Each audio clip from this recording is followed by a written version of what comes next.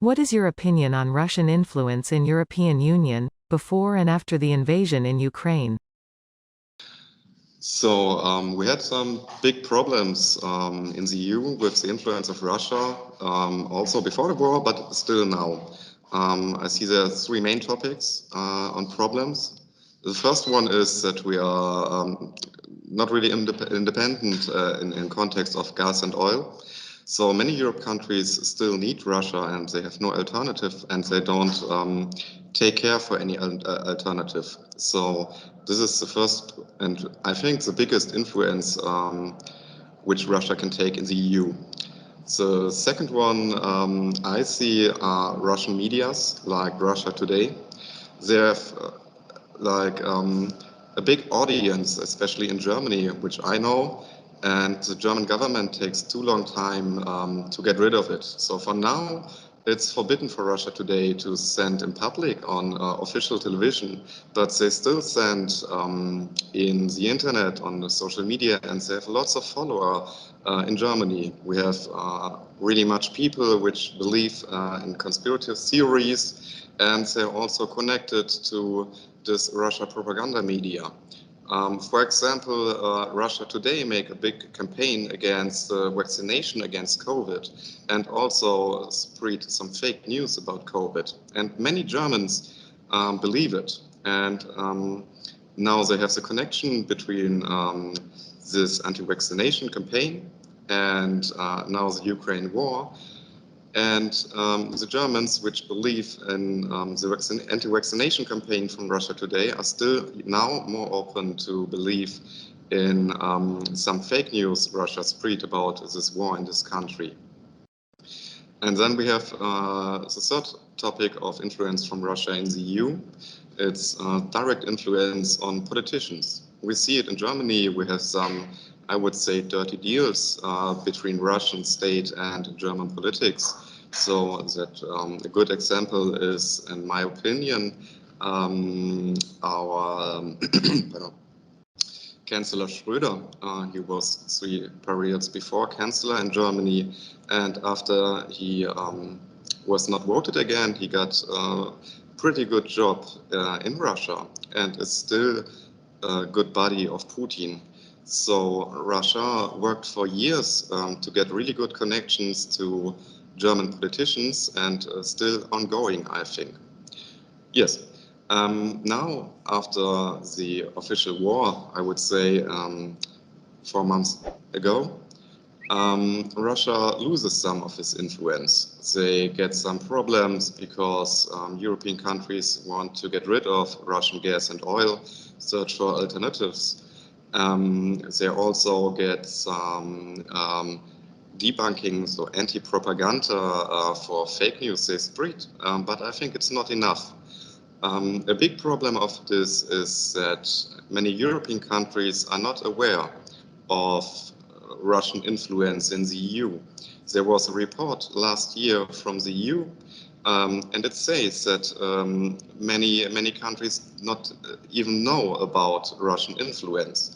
So, for example, the Russian state pays some left-wing and right-wing parties in the EU, but the governments of these countries don't even look at it and are not aware of this problem.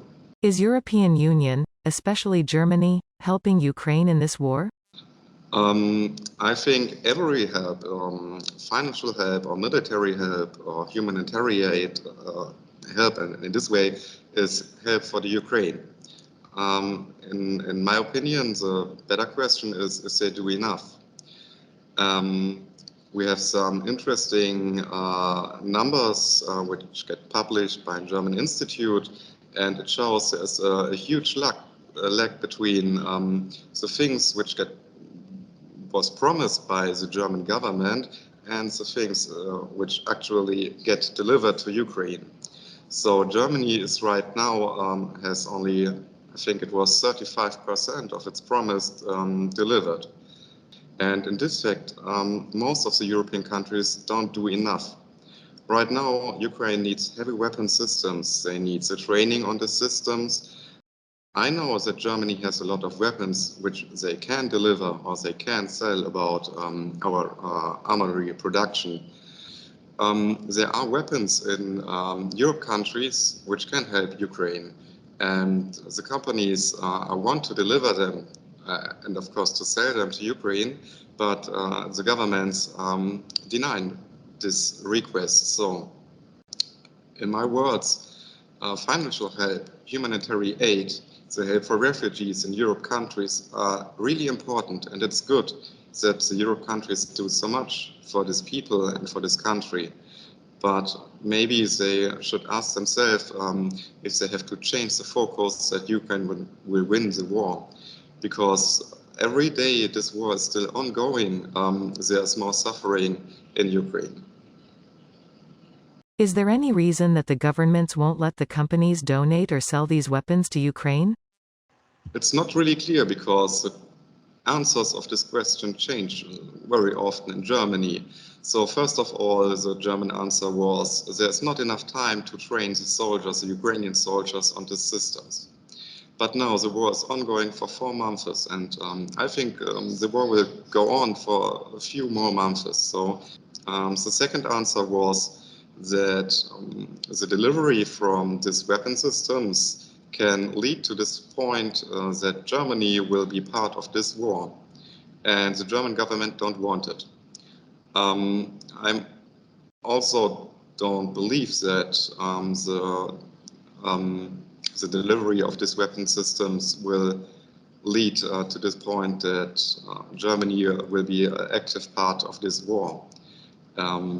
Sort of all, a few weeks ago, there was some saying in our Ministry of Defense, and we had one politician. He says that there was a NATO agreement, like an informal agreement, that Western countries will deliver heavy weapons, but it was actually a lie because many other countries denied this. So right now, I'm not sure why Germany not deliver all what it can.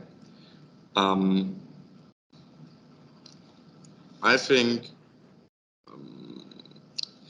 Germany has a history with Russia together, and also an economic history from the last 20 years. And I'm thinking that many politicians in Germany want to stop the war really fast with a peace agreement between Russia and Ukraine. And after this, I think they want to go ahead like before the war. And they don't want to make too much trouble for the Russian state, because it can lead to some problem for the relations after the war. How do you think European citizens see Putin now? As an aggressor or as a dictator? I think in the public discourse, like on social media or on the street, in the newspapers, it's totally clear that Putin is the aggressor of this war, and we don't read much about if is he a dictator or something else. But as the war is going on, I read a lot about, and I agree with it, that Putin will lead Russia to a fascist state. So I think this is maybe the way where Russia under Putin goes on. And I think most of the European citizens will see it in the same way. You have not so many people who agree with Putin and his attack on the Ukraine state. But you still have some Russian narratives about Ukraine. We have many Germans which still believe that a part of the military in Ukraine are full of Nazis, but it's not true. So I think a big task for us, like journalists in this country, Western journalists, is to get rid of these Russian narratives, to show the people in European countries it's not like Russia says. How do you see the ending of the war in Ukraine? How's the situation in Lviv and Kyiv? So, first of all, the situation in Lviv and Kyiv are quite similar. You have a lot of civilians here, many refugees from the east, of course, and they just try their best to make some kind of normal life. The shops are open. There's of course some problems with some supplies, but it look like very normal for the most of the time. In Kiev, it's a little bit more special. If you go out from Kiev, like 10 kilometers or 20 kilometers in direction of Bucha or Irpin, or the surrounding villages which was occupied by Russian soldiers, you see a lot of suffering. You see a lot of destroyed buildings and houses. You have many people which need help, humanitarian aid. You have many traumatized people. For example, I was in a small village to make an interview with one of the survivors. It was an old woman, and she, I think about 80 years old. She still lives in their bombed house, and she shows me where they found their dead neighbors, and she's really traumatized, but she get not the help she's needed. So yes, Kiev is quite now, it's a good place for living, I would say. Not a safe place, we saw it a few days ago when a rocket hit Kiev again. But for most of the time it's safe. But if you just go 20 kilometers away from Kiev and see all of this destroying, and there is not enough money to rebuild anything, and we still have the fear that Russia will push again in direction of Kiev, it's a brutal situation there. Yes, and to the second question, what I think about the end of this war, or how long this will be ongoing, I can say I didn't see any peace in a short time period. I see that Russia still moves more troops to Ukraine. The Russian offensive is slow, but it's still going on, meter for meter, in Donbas region. And they will not stop if Donbas region will fall. So I think the only way to stop this war is to help Ukraine win this war. How long the war is ongoing, it depends on the Western allies of Ukraine. Is NATO ready to protect Baltic countries? I think overall, NATO is ready for this. We see a lot of troop movement to Europe countries from America, for example. We need to see a lot of equipment which gets delivered to these countries to protect these countries. We see some new contracts in the Baltic states. But also, not every NATO ally is ready for it. Germany, for example, is not ready for a war. So I think there are a few NATO countries which has to give more money to their army and has to look to make it more efficient. I'm not sure how close we are to a war with Russia and NATO, but I can say that in case of war, there will be some NATO countries will be more helpful than others.